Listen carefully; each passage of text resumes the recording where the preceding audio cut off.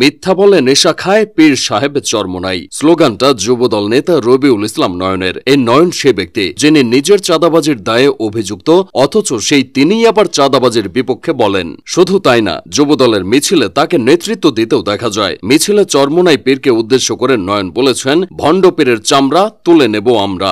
এর আগে প্রধান উপদেষ্টার বাসভবন যমুনার সামনে ইশরাক হোসেনের মেয়র পদের জন্য আন্দোলনের নেতৃত্ব দেন নয়ন। সেখানে তিনি তরুণ উপদেষ্টাদের ব্যঙ্গ করে স্লোগান দিয়েছিলেন, মাহফুজ একটা সান্ডার নাম, আসিফ একটা ব্যাঙ্গের নাম। এছাড়া নিজের এক ফেসবুক পোস্টে নয়ন লিখেছিলেন, নাহিদ সার্জিস হাসনাত সব শালাই চাঁদাবাজ। অন্যকে দোষারোপ করেন, কিন্তু নিজের চাঁদাবাজির ব্যাপারে জানতে চাওয়া হলে নয়ন অসুস্থতার অজুহাত দেখিয়ে এড়িয়ে যান। বিএনপির অন্যতম অঙ্গ সংগঠন যুবদলের সাম্প্রতিক কার্যক্রম বেশ বিতর্কিত। রবিউল ইসলাম নয়ন সেই বিতর্কের একটা মাত্র অংশ।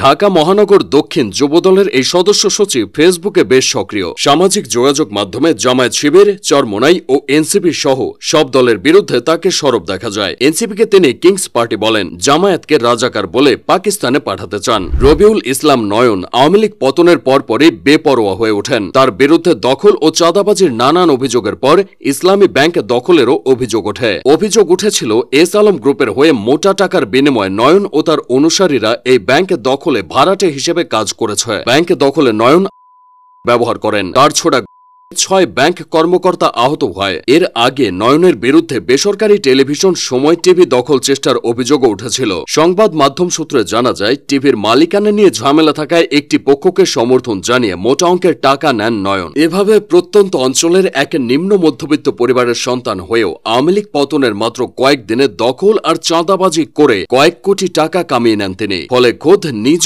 দলের মধ্যেই নানান বিতর্ক হয়েছে তাকে ঘিরে। তবে ক্ষমতা আর প্রচ্ছন্ন ছায়ায় তার অবস্থানটা আরও শক্তিশালী হয়েছে। নয়নের গ্রামের বাড়ি মাগুরা জেলায়। তিনি মাগুরার মোহাম্মদপুরের নহাটা ইউনিয়নের পানিঘাটা গ্রামের আক্কাস শেখের ছেলে। মাগুরায় স্কুল জীবন শেষ করে তিনি ঢাকা গিয়ে ছাত্রদলের রাজনীতির সঙ্গে জড়িয়ে পড়েন। প্রথমে তিনি ঢাকা মহানগর উত্তর 47 নম্বর ওয়ার্ড মোহাম্মদপুর থানা ছাত্রদলের যুগ্ম আহ্বায়ক হন। পরে তার সরব নেতৃত্বের কারণে দলের ভারপ্রাপ্ত চেয়ারম্যান তারেক রহমান তাকে পর্যায়ক্রমে ঢাকা মহানগর ছাত্রদলের সাংগঠনিক সম্পাদক, মহানগর দক্ষিণ যুবদলের যুগ্ম আহ্বায়ক, কেন্দ্রীয় যুবদলের সদস্য ও মহানগর দক্ষিণ যুবদলের সদস্য সচিব মনোনীত করেন। আওয়ামী লীগের আমলে অন্যান্য অনেক নেতার মতো নয়নকেও বহুবার জেলে যেতে হয়েছে। তার ভাষ্যমতে, আওয়ামী লীগ সরকারকে হঠাৎ নেতৃত্ব দেওয়ার কারণে তাকে 19 বার কারাবরণ করতে হয়েছে। তার নামে 206টি মামলা দেয়া আছে। 2016 সালে মগবাজার মোড় থেকে পুলিশ তাকে ধরে নিয়ে 5 রাউন্ড এবং অমানবিক নির্যাতন করে ঢাকা মেডিকেলে ফেলে রেখেছিল। পরে নয়নকে উদ্ধার করে হাসপাতালে ভর্তি করা হয়। একটু সুস্থ হওয়ার পর পুলিশ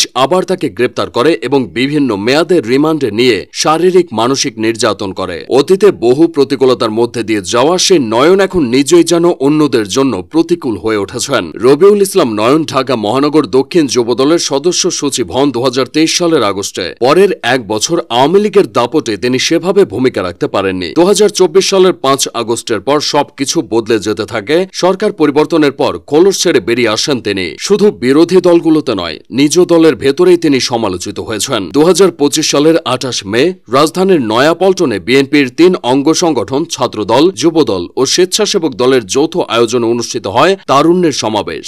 সমাবেশে দেশের বিভিন্ন এলাকা থেকে আসা নেতাকর্মীদের উপস্থিতিতে প্রকাশ্যে এক তরুণকে দেন নয়ন। সেই ভিডিও পরে সামাজিক যোগাযোগ মাধ্যমে প্রকাশ হলে সমালোচনা বাড়তে থাকে। এসব সমালোচনা আর বিতর্ক নিয়ে যুবদল নেতা নয়ন এখনও টিকে আছেন।